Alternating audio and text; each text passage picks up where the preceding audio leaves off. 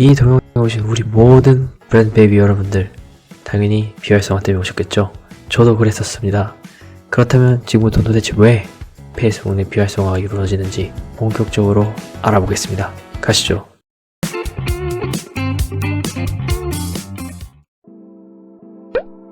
저번 강의에서 배웠듯 대표적으로 페이스북 광고에서 비활성화가 될 수 있는 자산으로는 크게 비즈니스 관리자 계정, 광고 계정, 커머스 관리자 페이스북 페이지, 그리고 개인 유저 계정이 있는 것을 배웠죠. 비즈니스 관리자는 모든 광고에 필요한 자산들을 담은, 비유하자면 냉장고 같은 개념인데요. 비즈니스 관리자 내에 있는 자산들이 비활성화가 될 경우 함께 비즈니스 관리자가 분락되는 것으로, 냉장고 안에 있는 음식들이 썩는다면 냉장고도 무사하지 않겠죠. 즉, 광고 계정, 페이스북 페이지 등이 비활성화된다면 비즈니스 관리자는 함께 분락되므로 광고 계정부터 알아보도록 하겠습니다. 첫 번째는 애드 어카운트 광고 계정입니다. 광고 계정이 비활성화되는 사유로 크게 세 가지가 있어요. 첫 번째, 가장 크리티컬한 원인이 바로 비활성화된 광고들이 광고 계정에 그대로 방치하게 되어 비활성화가 된 건데요. 광고를 돌리시고 비활성화된 광고를 그대로 방치하게 된다면 계정이 비활성화가 될 가능성이 아주 매우 very 높습니다. 우리가 학창시절에 두발 검사하고 손톱 검사하고 가방 검사하는데 규칙을 어기면 혼나지 않았습니까? 똑같습니다. 페이스북에도 규칙이 있고 광고에 대한 가이드가 있습니다. 항상 잘 따라주시고 지금 하고 있는 광고들이 비활성화가 되는지 체크 주기적으로 해야 합니다. 두 번째, 바로 광고 계정에 미결제 금액이 남아있는 상황. 일반적으로 결제 수단을 카드로 등록하는 우리 바로 브랜드 베이비 같은 여러분들은 광고 비용이 대금 청구액에 도달하여 이루어지게 되는데요.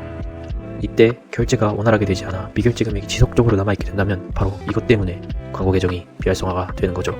슈퍼에서 아이스크림을 샀고 먹기만 하면 당연히 아주머니가 가만히 있지 않으실 겁니다. 따라서 페이스북도 광고를 진행하고 그 광고비, 아이스크림 값을 성공적으로 받길 원해요. 그렇기 때문에 미결제 금액이 있는지 항상 확인하고 결제를 한다거나 나의 결제 수단에 충분한 코인이 있는지 확인해야 합니다. 인보이스를 사용하신다면 그 돈을 트랜스퍼 해야겠죠. 세 번째, 갑자기 높은 금액의 일일 예산을 설정하여 광고를 운영하는 상황입니다. 일부 광고주분들이 신규 광고 계정을 생성하시고 기존에 사용했던 광고를 생각해 높은 금액의 일일 예산을 설정해 주시는데요. 이는 페이스북 내 시스템 해킹으로 간주되어 광고 계정이 비활성화가 될 수 있습니다. 쉽게 말해 배우지 못한 초등학생이 대학교에 가서 공부를 한다면 의심이 되는 상황이겠죠. 데이터가 어느 정도 페이스북에 쌓이고 성공적으로 광고들을 한다면 페이스북도 나 이제 돈을 쓸만한 사람이야 라고 알려야 되는 겁니다. 하여 신규 광고 계정을 생성하시고 운영하시다면 1일 몇만원 단위부터 점차적으로 일 예산을 늘려주시는 것을 검토해 주시면 좋습니다. 나 얼마만큼 쓰는 사람이야? 1만원, 2만원, 3만원, 4만원. 오케이? 두 번째로는 바로 커머스 계정입니다. 커머스 계정의 경우 광고 정책처럼 커머스 정책이 있는데요. 카탈로그의 제품들이 커머스 정책을 위반해 있는 상황이라면, 혹은 커머스 계정에 연결된 카탈로그가 삭제된 상황이라면 커머스 계정이 비활성화될 수 있습니다. 크리에이터 스튜디오에 접속하시면 커머스 계정과 관련된 자산들 중 수익화 조건에 부합하지 않는 자산들이 있는지 확인할 수 있습니다. 여기 더보기란에 크리에이터 스튜디오 가보시죠. 세 번째로 바로 페이스북 페이지입니다. 페이스북 페이지의 경우 자신이 관리하는 페이지를 이용하여 광고 계정에서 집행하는데요. 비활성화가 될 수 있는 원인이 세 가지 정도 있습니다. 첫 번째, 페이지를 이용해 세팅한 광고들 중 비승인된 광고들이 있는지 확인해야 합니다. 만약 광고가 비승인되었을 때 무시하고 새로 광고를 생성하신다면 페이스북 비활성화, 페이지 비활성화, 광고 계정 비활성화, 비활성화 폭탄을 맞을 수가 있어요.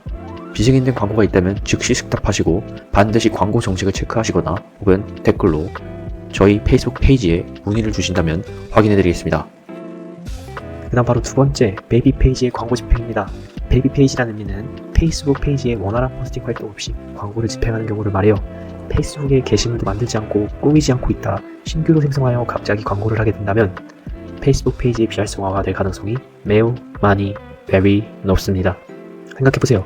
아이스크림 가게에 오는 단골들이 대우를 잘 받을까요? 처음 온 사람들이 대우를 잘 받을까요? 마찬가지입니다.